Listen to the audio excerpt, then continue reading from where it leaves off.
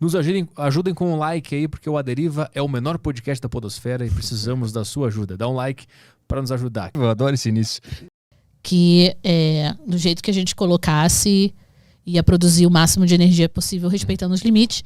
E aí esses limites não é algo que a gente tira da nossa cabeça, não é? São limites que também passaram por um processo de aprovação do órgão regulador. Então, assim, a gente tem limites específicos num documento formal, e aí o reator não pode passar desses limites. E aí o órgão regulador avalia esse cálculo todo que a gente fez também, sabe? Ele, ok, vocês então, qual é o próximo núcleo? Antes de recarregar o reator, o órgão regulador tem que receber qual é a formação de núcleo que a gente escolheu. E aí, quando eu falo a gente, é a empresa que opera.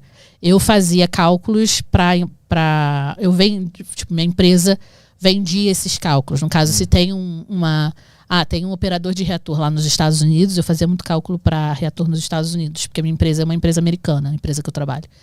E aí eles fornecem para um monte de reatores, inclusive trabalham com o Brasil, mas tenho muitos clientes nos Estados Unidos. E aí tem empresas lá que são pequenas, que não tinham um engenheiro para fazer esses cálculos, eles contratavam minha empresa para fazer esses cálculos.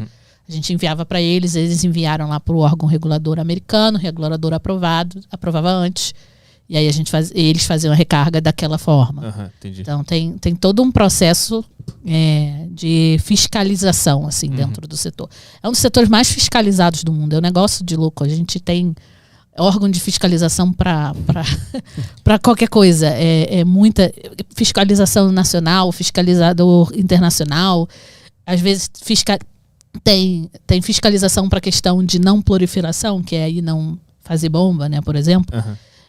Que aí vem gente da Agência Internacional de Energia Atômica, que é uma agência da ONU para nuclear. A sede fica em Viena, na Áustria, que foi onde eu ganhei a Olimpíada Nuclear, que foi lá, a final foi lá em Viena, na Áustria. Minha primeira viagem para a Europa com tudo pago não foi pouca coisa. E aí eles têm tratados de não proliferação que os países, os governos assinam, que dão autonomia ao cara vir sem avisar, bater na porta, e você tem um tempo para deixar ele entrar, para ele fiscalizar. Para ver se está construindo uma bomba. Para ver se está fazendo alguma coisa errada. Não é nem assim, construindo uma bomba, que o processo de construção de uma bomba não é. Mas é para ver se tudo que está entrando está nos conformes, sabe? Se o processo está tudo direitinho. Fora que a gente tem os próprios fiscais brasileiros, sabe? O órgão regulador tem os inspetores que fazem esse processo também. Mas não só a gente faz esse processo no Brasil, nacionalmente, a gente tem acordos internacionais que o povo pode vir fiscalizar aqui. E tem acordos binacionais também, que aí Brasil e Argentina, e eles fiscalizam a gente fiscaliza eles. Então é um setor absurdamente fiscalizado. Mas e esses países que têm armamento nuclear, acho que a Coreia do Norte tem a bomba, como é que funciona? Eles simplesmente cagam para todos os acordos e fazem a bomba e foda-se, é isso? Basicamente. Esse é o lance dele. Existe, então, o Tratado de Não Proliferação, eu não lembro o ano que ele foi assinado, mas acho que foi há 50 anos. Acho que ano passado fez 50 anos do TNP, que é o TNP, Tratado de Não Proliferação. E quando ele foi criado, existiam países que já eram nuclearmente armados, que já tinham bomba. E eles se comprometeram a não expandir o arsenal. Mas e os países que não eram nuclearmente armados, que assinaram esse tratado, eles se comprometeram a não desenvolver. Então, existem países que, quando assinaram, já tinham e não abrem mão, né, dele. O que, para mim, pessoalmente, não falando em nome de ninguém, Alice, na minha opinião, eu esperaria que os países nuclearmente armados abrissem mão, porque eu particularmente não acho que a gente precise ter um potencial de destruição dessa forma. E sendo que a gente tem uma tecnologia absurdamente positiva para a sociedade, a gente não precisa utilizar. Mesma coisa. É a mesma coisa com a arma química, a arma biológica, né? Tipo, a gente pode utilizar a tecnologia para tanta coisa boa, e aí a gente vai e utiliza para destruir o outro. Enfim. Mas ele é mais usado como uma ameaça, né? A justificativa eu quero a justificativa é para arma de dissuasão. Tipo assim, você não vai se meter comigo porque eu tenho. Mas, honestamente, se ninguém tiver... No mundo perfeito, né? Se ninguém tiver, não vai ter esse enfim, um futuro, sei lá, um sonho idealista, talvez, demais na minha cabeça, que a gente não tenha mais no mundo esse tipo de poder para destruir o outro. Mas por que a arma nuclear ela é tão potente? O que ela pode fazer? Qual é a consequência dela? Se é uma bomba, é um míssil que se cair aqui, o que acontece? É porque ela tem o normal da bomba, né, que é o impacto, a destruição ali, a explosão, mas a arma nuclear ela também está emitindo radiação, então você emite doses absurdas de radiação que causam nas pessoas tipo morte, né, no caso, quando o nível da radiação é muito grande. Uhum. Você queimaduras e vocês têm efeitos que levam à morte. E aí a bomba atômica é uma bomba que leva esses vários características. Ela não só destrói tudo, tipo, eu joguei uma bomba TNT, sei lá, que aí o impacto é a destruição da estrutura, aquilo que não, ela também joga essa nuvem de radiação com absurdos níveis de radiação que né, causam isso com as pessoas. E aí um nível muito, muito alto de radiação não é um nível que a gente convive, não é um nível que tem nas usinas nucleares.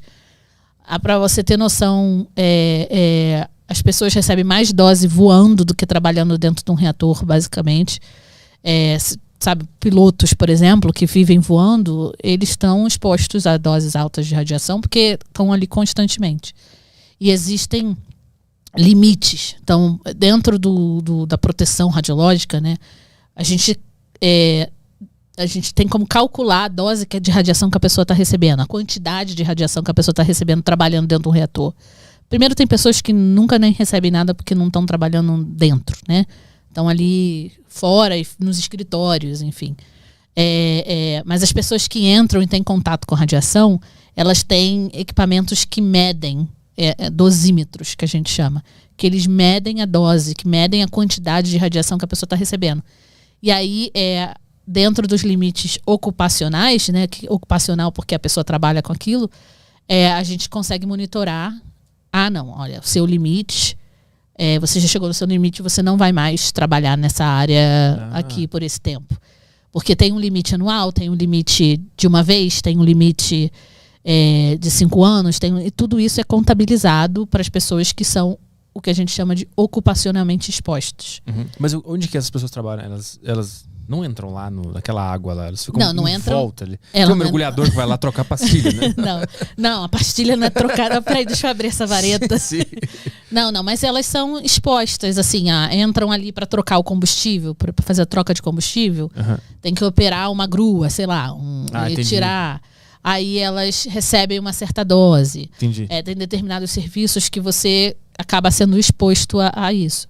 E aí sempre tem 2 dosímetros com a pessoa que medem a quantidade, tanto na vez que ela está indo, sei lá, quanto eu recebi de dose agora, nessa vez, quanto acumulada. Uhum. Tipo, eu recebi hoje essa, mês passado essa. E aí existem doses, limites da quanto a pessoa pode ou não receber. Aí se passar ou se chegar naquele limite, a pessoa não pode mais. Olha, esse é o limite anual, você chegou ao seu limite anual, então pro resto desse ano você não pode mais. Mas essa radiação ela vai saindo conforme o cara não entra em contato com isso? Ela vai indo embora do corpo? Não é isso eu falei, a pessoa ser irradiada, ela não se torna radioativa, então não é uma coisa que necessariamente fica presa dentro dela, sabe? Uhum. Só que é uma coisa que a gente evita a periodicidade. Então, a empresa não, né? O setor trabalha com um conceito de que em inglês é ALARA, que é um mínimo possível. Então, não tem necessidade de se expor, você não vai se expor. E esses limites, eles são mais baixos do que eles precisam ser. Entendi. Porque é um setor muito conservador nesse sentido, sabe? A gente... como setor nuclear, uma das principais características que você basicamente recebe instrução desde que entra no setor é o que a gente chama de cultura nuclear de segurança. E é que tudo que a gente faz, a gente coloca a segurança em primeiro lugar. Tanto a nossa própria segurança, quanto a nossa segurança do colega, quanto a segurança do público. Assim, porque... e isso é prioridade máxima. É prioridade acima de produzir energia. É prioridade acima de fazer o dinheiro para a empresa porque precisa produzir energia. É prioridade máxima.